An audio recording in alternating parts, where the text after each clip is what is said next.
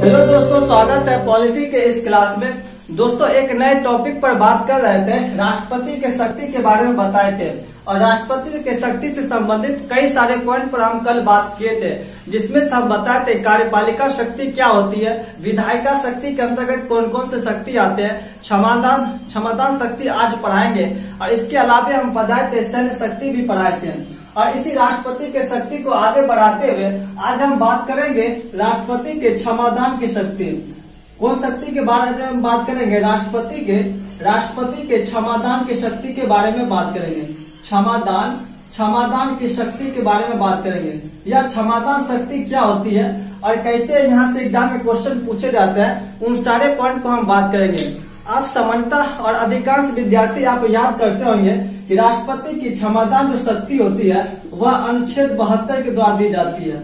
अनुच्छेद 72, और यही याद करती है कि अनुच्छेद 72 में क्या है, सिर्फ राष्ट्रपति के क्षमादान है। लेकिन अगर गहराई से क्वेश्चन पूछ दिया जाए तो वहाँ पर विद्यार्थी फंस जाते हैं। चलिए दोस्तों, अब देखते हैं गहराई से क्वेश्चन कैसे पूछा जाता है। आप देखिएगा, राष्ट्रपति की क्षमादान शक्ति जो है वह मुख्यतः जो होती है वह 5 प्रकार की होती है। वह 5 प्रकार कौन कौन सी होती है, वो टाइप से क्या होते हैं, क्वेश्चन पूछे जाते हैं। चलिए दोस्तों, अब देखते हैं राष्ट्रपति की क्षमादान शक्ति जो होती है वह 5 प्रकार की होती है। उसमें से एक पहला आता है क्षमा आता है। क्षमा, जिसको हम क्या कहते हैं, पर्डन करते हैं। या क्षमा क्या होती है उसके बारे में हम बात करते हैं। मान के चलिए कोई भी अपराधी जब अपराध करती है तो उस अपराध के लिए जब उस अपराधी को राष्ट्रपति पूर्ण रूप से अगर माफ कर देते हैं तो उसे हम क्या कहते हैं, क्षमा कहते हैं। अर्थात यह जो क्षमादान की शक्ति है, इसके अंतर्गत क्षमादान जो होती है वह 5 टाइप की होती है, जिसमें से पहला टाइप कौन है, क्षमा। अर्थात जब कोई अपराधी अपराध करती है और उसके बदले में राष्ट्रपति पूर्ण रूप से माफ कर देते हैं तो वह उसे हम क्या कहते हैं, क्षमा कहते हैं। एग्जाम्पल के तौर पर आप ले सकते हैं, मान के चलिए कि कोई भी अपराधी जो है वह 5 लोगों को मर्डर कर दिया, जिसमें जो है डिस्ट्रिक्ट कोर्ट हो या हाई कोर्ट हो और सुप्रीम कोर्ट हो, यह तीनों जो है उसे फांसी की सजा सुना दी हो। लेकिन जब वह अपराधी जब क्या होता है, सुप्रीम कोर्ट के फाइनल डिसीजन चले आते हैं कि इसे फांसी दी जाएगी, तो उसके बाद जो है कम से कम 10 दिन का टाइम या 5 दिन का टाइम दिया जाता है ताकि वह राष्ट्रपति से क्षमा याचना मांग कर सके। तो मान चलिए कोई भी अपराधी है वह मर्डर कर दिया, जब वह सभी court, district court, high court, supreme court सभी ने क्या किया, उसे फांसी की सजा दे दी। लेकिन जब वह अपराधी राष्ट्रपति के यहाँ पर क्षमा याचना मांगने गया तो वह मान के चलिए राष्ट्रपति जी क्या करते हैं, अगर उसकी सजा को पूर्ण रूप से माफ कर देते हैं, माना कि वह कोई गुनाह भी नहीं किया हो, तब उसे हम क्या कहते हैं, क्षमा कहते हैं। अर्थात वह जो भी मर्डर किया अब वह हुआ सब माफ हो गया, अब वह आम जनता की तरह वह जिंदगी जी सकता है। तो आप याद रखिएगा, पूर्ण रूप से किस क्षमादान के द्वारा माफ करती है, तो वह क्षमा के द्वारा। पहला टाइप याद रखिएगा, पूर्ण रूप से क्षमा। पूर्ण रूप से जब माफ कर दी जाती है तब, पूर्ण रूप से जब माफ कर दी जाती है तो उसे हम क्या कहते हैं, क्षमा, अर्थात पर्डन के अंतर्गत आते हैं। और इसी क्षमादान का दूसरा एक टाइप होता है लघुकरण होता है। क्या होता है, लघुकरण होता है, जिसको हम क्या बोलते हैं, जिसको हम कम्यूटेशन बोलते हैं, जिसको हम क्या कहते हैं, जिसको हम क्या बोलते हैं, कम्यूटेशन बोलते हैं, अर्थात लघुकरण। लघुकरण क्या होती है उसको हम देखते हैं। लघुकरण क्या होती है, जब कोई अपराधी अपराध करता है तो जो सजा दी जाती है, जब उस सजा की प्रकृति को चेंज कर दिया जाता है। आप याद करिएगा, लघुकरण के अंतर्गत क्या होती है, उस सजा के प्रकृति को जब चेंज कर दी जाती है, उस सजा की प्रकृति को जब चेंज कर दी जाती है तो उसे हम क्या कहते हैं, लघुकरण कहते हैं। एक एग्जाम्पल के तौर पर हम समझते हैं, मान के चलिए कोई अपराधी अगर वह मर्डर करता है और उसे सुप्रीम कोर्ट जो है वह फांसी की सजा दे दिया। वह क्या किया, फांसी की सजा दे दिया। और जब वह फाइनली राष्ट्रपति के यहाँ क्षमा याचना मांगने के लिए गया तो उसे क्या हुआ, फांसी के बदले क्या हुआ, उसे उम्र कैद दे दिया। राष्ट्रपति जी माफ करके उसे क्या किए, वो फांसी की सजा के बदले उसे उम्र कैद दे दिए। तो वह किसके अंतर्गत, तो वह लघुकरण कहलाएगा। क्या हुआ, इस फांसी की सजा की प्रकृति को चेंज करके वह किसमें बदल दिए, उम्र कैद को बदल दिए। जैसे एक और एग्जाम्पल ले सकते हैं आप, जैसे 10 साल की सजा, 10 10 साल की कठोर सजा किसको, किसी अपराधी को, अगर वह राष्ट्रपति के यहाँ पर गए तो यह राष्ट्रपति जी क्या किए, इस 10 साल की कठोर सजा को 10 साल की सरल सजा में चेंज कर दिए। अर्थात इस सजा के कठोर से क्या हुआ, सरल हो गया, अर्थात उसकी प्रकृति में चेंज कर दिए, तो उसे हम क्या कहते हैं, लघुकरण कहते हैं। तो आप याद रखिएगा, एग्जाम में क्वेश्चन पूछे जाते हैं, अगर पूछ दिया जाए कि किसी अपराधी को 10 साल की सजा, या फिर बोल सकते हैं कि सजा की जब प्रकृति को चेंज कर दिया जाता है तो उसे हम क्या कहते हैं, तो उसे हम लघुकरण कहते हैं। चलिए दोस्तों, आप समझ गए होंगे लघुकरण क्या होती है। इसी का एक तीसरा टाइप क्या होता है, परिहार होता है। इसी का एक तीसरा टाइप क्या होता है, इसी का एक तीसरा टाइप जो होता है वह परिहार होता है, जिसको हम क्या कहते हैं, रिमिशन कहते हैं। जिसको हम क्या कहते हैं, रिमिशन कहते हैं। या परिहार क्या होता है उसको हम समझते हैं। परिहार जो होती है, यहाँ पर हम देखें क्या होते हैं, सजा की प्रकृति को चेंज कर दिया जाता है। अब यहाँ पर क्या होता है, सजा के टाइम पीरियड को चेंज कर दिया जाता है, अर्थात सजा के समय में क्या होता है, परिवर्तन कर दिया जाता है। जैसे एक एग्जाम्पल के थ्रू समझते हैं कि जब किसी अपराधी को सजा मिली और वह राष्ट्रपति के यहाँ गया, उसके क्या हुआ, 10 साल की कठोर सजा हुई। 10 साल की कठोर सजा हुई, तब उससे क्या हुआ, उसे क्षमा याचना के द्वारा उसे क्या हुआ, उसे 5 साल के क्या हुआ, 5 साल के कठोर सजा में वह बदल दिया। अर्थात यहाँ पर देखिएगा कि यह सजा कठोर है, यहाँ भी क्या हुआ, कठोर हुआ। सिर्फ किसमें परिवर्तन हुआ, तो टाइम पीरियड में। अर्थात 10 साल की जगह क्या हुआ, 5 साल हो गया। लेकिन यह जो कठोर सजा है वह कठोर के बदले वह कौन है, कठोरी सजा है। तो उसे हम क्या कहते हैं, जब उस सजा के टाइम पीरियड में चेंज हो जाती है तो उसे हम क्या कहते हैं, परिहार कहते हैं। तो दोस्तों आप याद रखिएगा परिहार किसे कहते हैं। और चलते हैं, एक तीसरा पॉइंट हो गया। इसी का एक चौथा टाइप क्या होता है, इसी का एक चौथा टाइप होता है विराम होता है। विराम, जिसको हम क्या कहते हैं, रिस्पाइट कहते हैं। इसी का एक चौथा टाइप क्या होता है, विराम होता है। विराम में क्या होती है, विराम में क्या होता है, यहाँ सामान्यता जो होती है, अपराधी को जब क्या होता है, स्वास्थ्य संबंधी कुछ खराबी हो जाती है। मान के चलिए कोई अपराधी है, जेल में क्या हुआ, कोई डेंगू मच्छर काट लिया और उससे क्या हुआ, मलेरिया हो गया। अब मलेरिया हो गया तो वह अस्वस्थ हो गया, तो उस टाइम क्या, उस सजा को क्या होता है, थोड़े दिन के लिए क्या होता है, उसे स्टॉप कर दिया जाता है। अर्थात थोड़े दिन के लिए क्या होता है, राष्ट्रपति उसे माफ कर देते हैं, उसे क्या होता है, ट्रीटमेंट किया जाता है, अर्थात उसका इलाज चलता है। फिर जब वह स्वस्थ हो जाता है उसके बाद क्या होता है, फिर उसकी सजा तो भुगतना ही है, सिर्फ क्या होता है, थोड़े से टाइम के लिए विराम कर दिया जाता है। तो उसी को हम क्या कहते हैं, रिस्पाइट अर्थात विराम कहते हैं। यह समानता जो होती है वह अपराधी के स्वास्थ्य संबंधी जब खराबी होती है तो उस दौरान क्या होता है, यह विराम लाया जाता है। चलिए दोस्तों अब देखते हैं इसी का एक 5वां टाइप क्या होता है। इसी का एक 5वां टाइप जो होता है वह क्या होता है, प्रविलंबन होता है। इसी का एक 5वां टाइप क्या होता है, प्रविलंबन। इसी का एक 5वां टाइप क्या होता है, प्रविलंबन होता है, जिसको हम क्या कहते हैं, रिप्रीव कहते हैं। इसी का एक 5वां टाइप क्या होता है, प्रविलंबन होता है, जिसको हम क्या कहते हैं, रिप्रीव कहते हैं। एक नोट करके आप पॉइंट क्या याद रखिएगा, नोट करके एक पॉइंट याद रखिएगा। यहाँ से एग्जाम में क्वेश्चन पूछे जाते हैं कि किस सजा में राष्ट्रपति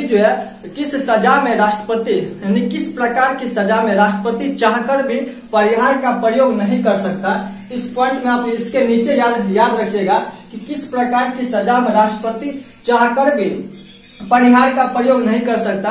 तो आप याद रखिएगा कि फांसी की सजा में राष्ट्रपति जी जो है वह परिहार का चाहकर भी प्रयोग नहीं कर सकता।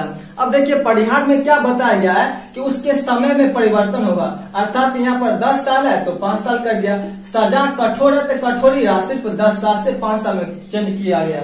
इसमें क्या होता है, परिहार में क्या होती है, फांसी की सजा में परिहार का प्रयोग नहीं किया जाता।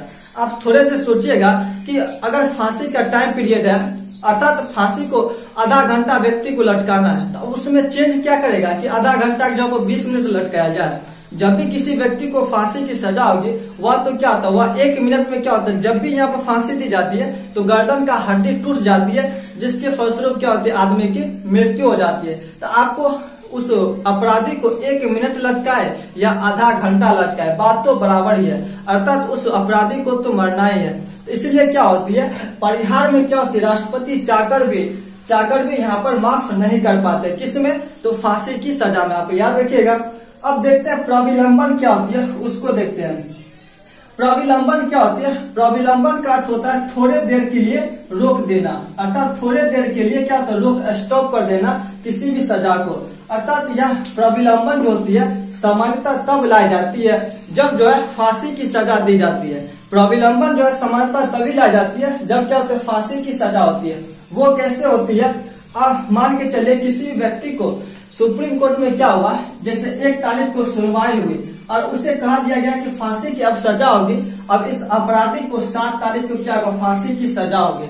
अर्थात इसके बीच के टाइम कितना है, 6-7 दिन का टाइम है इसके बीच में।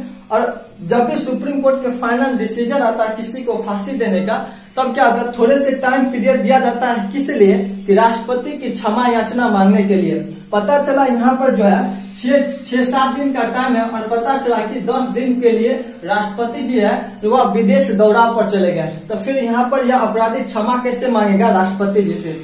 इसलिए क्या होता है, उसी को रोकने के लिए क्या होता है, प्रविलंबन लाया जाता है, अर्थात उसकी फांसी की सजा को कुछ टाइम के लिए रोक दिया जाता है ताकि वह राष्ट्रपति से क्षमा याचना कर सके। तो दोस्तों आप समझ गए होंगे, या जो राष्ट्रपति की क्षमादान शक्ति जो होती है वह 5 प्रकार की होती है। एक क्या होती है, क्षमा होती है, लघुकरण होती है, फिर क्या होता है, परिहार होती है, फिर क्या होता है, विराम होती है और प्रविलंबन होती है। तो दोस्तों इन सारे सभी विशेषता को याद रखिएगा, ये सारे विशेषता से क्वेश्चन पूछे जाते हैं। चलिए दोस्तों अब नेक्स्ट शक्ति की बात करते हैं, अर्थात राष्ट्रपति की नेक्स्ट शक्ति की बात करते हैं। कौन कौन सी और शक्ति होती है? एक शक्ति होती है, आप याद रखिएगा, राष्ट्रपति की विवेकाधिकार शक्ति। राष्ट्रपति के विवेकाधिकार शक्ति क्या होती है उसको हम देखते हैं। राष्ट्रपति की विवेकाधिकार शक्ति आप याद रखिएगा, यह विवेकाधिकार शक्ति तब कब लाई जाती है? सामान्यतः यह विवेकाधिकार शक्ति तब लाई जाती है जब लोकसभा अर्थात चुनाव क्या होती है, लोकसभा का चुनाव जब त्रिशंकु हो जाए। अर्थात त्रिशंकु कहने का क्या मतलब है, जब किसी भी नेता को, किसी भी पार्टी को बहुमत नहीं मिलता है, तब क्या होती है, यह विवेकाधिकार शक्ति लाई जाती है। अर्थात लोकसभा का चुनाव हुआ और किसी भी पार्टी को बहुमत की सरकार नहीं बने, तब उस टाइम क्या होता है, राष्ट्रपति अपने विवेक का प्रयोग करते हैं और अपने विवेक का प्रयोग कर किसी पार्टी के सदस्य को वह प्रधानमंत्री नियुक्त कर देते हैं। बशर्ते एक शर्त होती है कि जिसे वह प्रधानमंत्री नियुक्त किया है वो उसे क्या होता है, 30 दिन के अंदर उसे बहुमत पेश करना पड़ता है। अगर बहुमत पेश नहीं कर पाते हैं तो फिर क्या होती है, उसे हटा दिया जाता है, फिर दूसरा को मौका दिया जाता है, या फिर निर्वाचन आयोग की तरफ से क्या होती है, फिर से चुनाव किया जाता है। अगर किसी को प्रधानमंत्री नियुक्त कर दिया और वह क्या करेगा, 30 दिन के अंदर बहुमत पुराएगा, तो वह बहुमत कैसे पुराएगा? अब क्या होगी, अब एक ही रास्ता है कि उसे क्या गठबंधन करना पड़ेगा। तो अब इसी गठबंधन के कारण क्या होती है, इस गठबंधन के इस सरकार में क्या होती है, समानता भ्रष्टाचार घोटाला जैसी स्थिति उत्पन्न होती है। वो कैसे उत्पन्न होती है, चलिए दोस्तों देखते हैं कैसे गठबंधन की सरकार क्या टूट जाती है, फिर यह गठबंधन की सरकार से क्या होता है, देश में भ्रष्टाचार घोटाला जैसी स्थिति उत्पन्न होती है। कैसे होती है, चलिए दोस्तों देखते हैं। जैसे मान लेते हैं यहाँ एक क्या है, संसद है, मान लेते हैं यहाँ एक क्या संसद है। इस संसद में 2 सदन है, लोकसभा और एक क्या राज्यसभा। लोकसभा में कितने सदस्य है, 545 वर्तमान में सदस्य है। जब भी क्या होती है, बहुमत अर्थात सरकार बनाने के लिए 50% मत की आवश्यकता होती है, तो इस 545 का 50% कितना होगा, 273। अब 72.5 होगा, आधा काट के तो नहीं लाया जाएगा, इसलिए क्या होती है, बहुमत की सरकार जो होती है वह 273 पर, जिस किसी पार्टी को 273 वोट मिल गया वह क्या होगी, बहुमत की सरकार बनेगी और वह क्या सरकार बन जाएगा। लेकिन मान लेते हैं कि 4 पार्टी, एक ए पार्टी है, एक बी है और एक सी पार्टी है। मान लेते हैं कि इस ए पार्टी को क्या हुआ, 250 वोट मिला। बी पार्टी को मान लेते हैं 50 वोट मिला और सी पार्टी को मान लेते हैं 100 वोट मिला, और इस डी पार्टी को मान लेते हैं कि 40 वोट मिला, इसको मान लेते हैं 10 वोट मिला। मान लेते हैं यहाँ क्या है, 4 पार्टी है, 4 पार्टी को 200, एक को 250, एक को 50 मिला, एक को 100 मिला और एक को 10 वोट मिला। अब इसमें क्या होगी, किसकी सरकार गठित होगी, तो आप देखिएगा कि 50% अर्थात किसी की सरकार बनाने के लिए 273 वोट की आवश्यकता होती है, लेकिन यहाँ पर 273 किसी का नहीं है। तो अब क्या होगा, यहाँ पर राष्ट्रपति जी किसी को भी यहाँ पर नियुक्त कर देंगे प्रधानमंत्री बनने के लिए। चाहेंगे तो वह सी को भी प्रधानमंत्री बना सकते हैं। मान के चलिए सी को प्रधानमंत्री राष्ट्रपति जी नियुक्त कर दिए, तब क्या होगा, इस सी को कहेगा कि 30 दिन के अंदर आपको बहुमत पेश करना पड़ेगा। तब यह सी क्या करेगा, अब क्या करेगा, वह गठबंधन करेगा। मान के चलते हैं यह सी जो है बी के साथ गठबंधन कर लिया, तो सी का तो क्या हुआ, 100 तो खुद है, और वह बी से कर लिया तो क्या हुआ, 50 हो गया। अब यहाँ पर क्या हुआ, 150 हो गया, तो 150 है और यहाँ पर 273 है, अभी भी नहीं पूरा। तब क्या करेगा, वह बी के साथ तो कर लिया, अब वह ए के साथ भी क्या करेगा, वह गठबंधन कर लेगा। तो ए के साथ कितना, 250 हो गया। अब देखिए यहाँ पर जो है 273 खुल गया, 273 से क्या है, ज्यादा हो गया, 273 से क्या हुआ, ज्यादा हो गया। अब क्या होगी, इस तीनों की सरकार क्या होगी, बन जाएगी। तो यहाँ पर क्या होता है, तीनों की क्या होगी, गठबंधन की सरकार बन जाएगी। और इसी गठबंधन की सरकार से क्या होती है, ज्यादातर भ्रष्टाचार उत्पन्न होती है। कैसे उत्पन्न होगी, जैसे मान के चलिए 20 जो पार्टी है वह किसी प्रकार की घोटाला करती है, अगर वह सी अगर आवाज उठाएगा कि हम इसके प्रति कार्रवाई करेंगे, तो यह सी धमकी देगा कि हम आपके पार्टी से हट जाएंगे, और जो यह इस पार्टी से हटेगा तो इसकी सरकार क्या होगी, गिर जाएगी। इसी वजह से क्या होता है, देश में ज्यादा भ्रष्टाचार उत्पन्न होती है, और इसी के वजह से क्या होती है, घोटाला जैसी स्थिति उत्पन्न हो जाती है। तो दोस्तों आप समझ गए होंगे कि राष्ट्रपति की विवेकाधिकार शक्ति कब यूज होती है। अगर मान के चलिए, अगर यह गठबंधन की सरकार अर्थात सी को राष्ट्रपति जी मौका दिए कि आप 30 दिन के अंदर जो है वह अपना बहुमत को पेश करिए, लेकिन यह सी जो पार्टी है अगर वह बहुमत पेश नहीं करती है, तब क्या होगा, तब जो है यहाँ पर राष्ट्रपति जी क्या दूसरे को मौका देंगे, नहीं तो क्या करेंगे, निर्वाचन आयोग से कहेंगे कि आप फिर से चुनाव कराइए। तब क्या होगा, इस कंडीशन में फिर से क्या होगा, चुनाव होगा अगर दूसरे को मौका नहीं देते हैं तब। तो दोस्तों आप समझ गए होंगे राष्ट्रपति जी अपने विवेकाधिकार शक्ति का प्रयोग कब करते हैं। चलिए दोस्तों अब देखते हैं राष्ट्रपति के दूसरा पावर कौन सी होती है, उसको देखते हैं। चलिए दोस्तों एक और पावर देखते हैं राष्ट्रपति की कौन कौन सी होती है। एक होती है राष्ट्रपति के शिक्षा